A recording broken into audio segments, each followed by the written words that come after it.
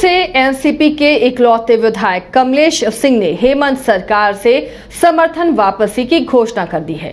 31 अक्टूबर को कमलेश सिंह सरकार से अपना समर्थन वापस लेने वाले हैं। तो 5 राज्यों में चुनाव की घोषणा के बाद तमाम राज्यों में सियासी हलचल बढ़ गई है। इन सब के बीच कमलेश सिंह ने सरकार से समर्थन वापसी की घोषणा कर दी है।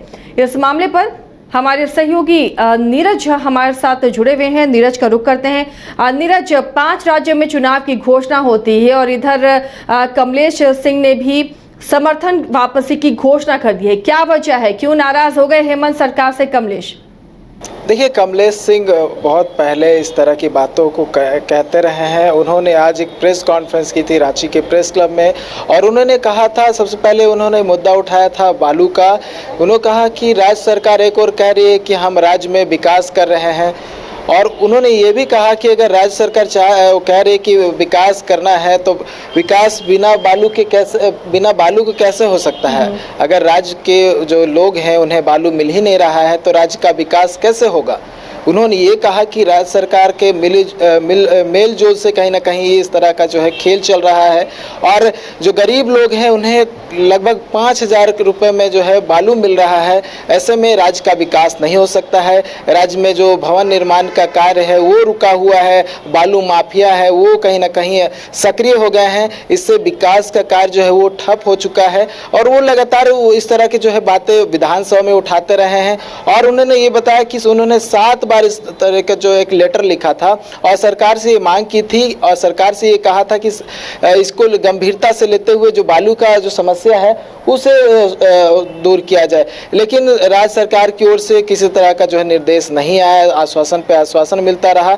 इस वजह से कहीं ना कहीं कमलेश सिंह जो है आज नाराज दिखे। साथ ही साथ एक और मुद्दा था, वो था हुसैनाबाद को जिला घोषित करने का। उन्होंने कहा कि मुख्यमंत्री हेमंत सोरेन से ये बातें वो पहले ही रख चुके हैं और साथ ही साथ ये भी कहा था कि उनकी मांगों पर विचार विमर्श किया जा रहा है और उन्हें उम्मीद थी कि जल्द ही घोषणा हो जाएगी और हुसैनाबाद को जिला घोषित कर दिया जाएगा। उन्होंने ये कहा था कि उनके जो हुसैनाबाद जो विधानसभा क्षेत्र है 9 प्रखंड और 2 प्रमंडल हैं।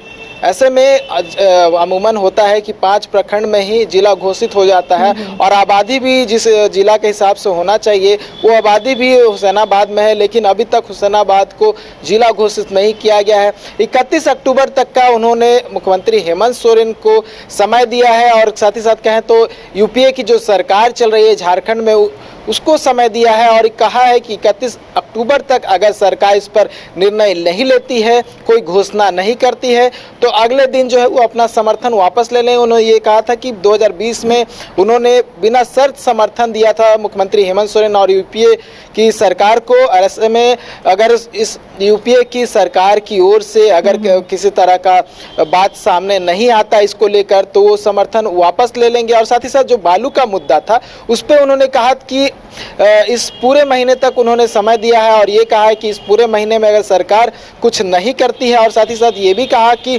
15 अक्टूबर को एनजीटी की जो समय सीमा है वो समाप्त हो जाएगी। ऐसे में वो और 15 दिन तक रुकेंगे कि सरकार जो है जितने भी जो बालू का जो कह सकते हैं जो घाट है उसको नीलामी किया जाए ताकि नीरज ये जो प्रेशर पॉलिटिक्स है, ये प्रेशर पॉलिटिक्स क्या इसलिए तो नहीं कि एनसीपी के 2 फाड़ हो चुके हैं? महाराष्ट्र में देखा होगा आपने पिछले दिनों जो घटनाक्रम हुआ, सरकार नहीं बन गई, एक धड़ा बीजेपी के सहयोग से सरकार बना रहा है और एक अलग हो गया है। अब कमलेश सिंह किस धड़े में है, उसी वजह से तो कहीं ये उनका डिसीजन नहीं या फिर ये प्रेशर पॉलिटिक्स है कि अब चुनाव नज़दीक आ रहा है?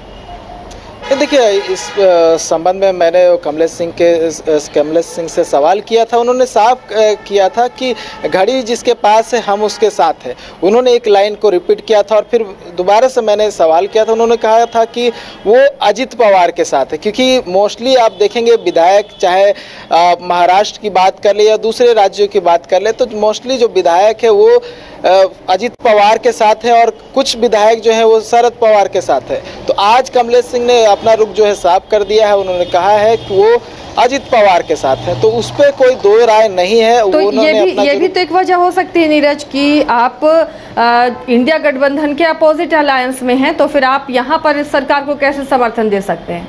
देखिए, इससे संबंधित भी हम लोगों ने सवाल किया था कि आप एक तरफ जो है महाराष्ट्र में एनडीए के समर्थन में सरकार बनाते हैं और झारखंड में यूपीए के समर्थन में यूपीए को अपना समर्थन देते हैं, तो आप कहीं ना कहीं दो नाव में सवार हैं। तो उन्होंने कहा कि आने वाले कुछ दिनों में ये स्थिति भी स्पष्ट हो जाएगी कि हम किसके तरफ है, एनडीए की तरफ है या फिर यूपीए की तरफ है। जहाँ रही बात झारखंड की, तो उन्होंने कहा कि 31 अक्टूबर तक हमने समय दिया है मुख्यमंत्री हेमंत सोरेन को, और 31 अक्टूबर तक अगर कोई निर्णय नहीं होता है तो ये भी साफ हो जाएगा कि हम किस ओर है, यूपीए की ओर है या फिर एनडीए की ओर है। हालांकि ये जो है जो दो नाव में सवार होने की बात मैंने कही, कहीं ना कहीं इससे स्पष्ट होता है, क्योंकि अगर आप महाराष्ट्र में एनडीए के साथ सरकार बनाते हैं और झारखंड में आप यूपीए को समर्थन देते हैं, तो कहीं ना कहीं ये क्लियर रह जाता है कि आप दोनों ओर से गेम खेलने की कोशिश कर रहे हैं। तो कमलेश सिंह ने इसको लेकर बातें कही। अब देखने वाली बात होगी कि आने वाले समय में जब 31 अक्टूबर के बाद की जो बातें सामने आती है उसमें क्या कुछ होता है।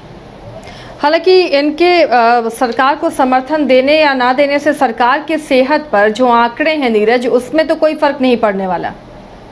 बिल्कुल, ये देखिए, झारखंड में एनसीपी से मात्र एक विधायक है हुसैनाबाद से कमलेश सिंह, तो इनके अगर शामिल होने से और नहीं शामिल होने से कोई खास असर नहीं पड़ने वाला है ये जो यूपीए की सरकार है। लेकिन कहीं ना कहीं एक होता है, दल का समर्थन मिलने से कहीं ना कहीं कह सकते हैं सरकार का वजन बढ़ता है। तो और ऐसे में कोई भी अगर पार्टी का समर्थन वापस कोई ले तो ऐसे में कह सकते हैं कहीं ना कहीं सवाल निशान खड़ा हो रहा है। कुछ वजह है, कुछ मैटर है जिस वजह से जो एक व्यक्ति लंबे समय से जुड़ा हुआ है सरकार से, एक दल जुड़ा हुआ है लंबे समय से सरकार से, और वो वापस ले रहा है कि हालांकि उससे कोई असर नहीं पड़ने वाला, फिर भी वो अपना समर्थन वापस ले रहा है, तो कहीं ना कहीं असर तो कहीं ना कहीं छोड़ेगा। और एक आने वाला चुनाव, जिस तरह से आपने जिक्र किया कि आगामी चुनाव होने वाले हैं, हालांकि अभी आज 5 राज्यों की चुनाव की घोषणा हो गई है, आने वाले कुछ समय में हो सकता है कि लोकसभा चुनाव की घोषणा हो, झारखंड में जो विधानसभा चुनाव होने उसकी घोषणा हो, तो उसको लेकर जो कहीं ना कहीं असर देखा जा सकता है। और जो समर्थन की बात करें, क्योंकि अभी नया गठबंधन बना है एनडीए का, उसको लेकर भी कहीं ना कहीं बातें आ रही थी, और हालांकि ये जो पार्टी है वो उससे अलग है, लेकिन इम्पैक्ट जरूर छोड़ेगा अगर समर्थन वापस लेते हैं तो। चलिए नीरज, शुक्रिया इस तमाम जानकारी के लिए। तो फिलहाल विधायक कमलेश सिंह के हेमंत सरकार से समर्थन वापसी पर सरकार की सेहत पर तो कोई फर्क नहीं पड़ेगा, लेकिन 31 अक्टूबर तक का वक्त उन्होंने दिया है। बालू का मुद्दा है, उन्होंने कहा विकास कार्य रुक गए हैं, आम लोगों को परेशानी हो रही है। उसके अलावा हुसैनाबाद को जिला घोषित करने की इनकी मांग है। लंबे समय से इसी पर राजनीति करते रहे हैं कमलेश सिंह कि हुसैनाबाद को जिला घोषित किया जाए। अगर सरकार इस पर ध्यान नहीं देती है तो वो सरकार से समर्थन वापसी की घोषणा कर सकते हैं। लेकिन बड़ा सवाल ये है कि अगर एनसीपी में अजीत पवार के गुट को समर्थन कर रहे हैं कमलेश सिंह, तो ये बाय डिफॉल्ट है कि फिर आप यहां इंडिया गठबंधन की सरकार को समर्थन कैसे कर सकते हैं। बहरहाल ये अपनी तरीके से राजनीति का वक्त है, क्योंकि चुनाव काफ़ी नज़दीक है और इसका फ़ायदा हर कोई उठाना चाहता है। हुसैनाबाद को ज़िला घोषित करने की मांग और बालू पर लगी रोक को हटाने की मांग कमलेश सिंह कर रहे हैं। बालू घाटों की बंदोबस्ती और जिस तरह से अवैध खनन हो रहा, उन तमाम मुद्दों को उठाते हुए नजर आए हैं और 31 अक्टूबर तक का सरकार को वक्त दिया है। IIT जी नीट एस्पिरेंट्स के सपने को पंख देने आ गया है कंप्लीट सॉल्यूशन इंस्टीट्यूट। यहाँ है smart classroom, 1-to-1 doubt clearing session, ask the expert, video solution और भी बहुत कुछ। मतलब हम करेंगे आपको गाइड, बनेंगे आपके mentor. Foundation classes from class 6 onwards for your bright future. Visit complete solution institute.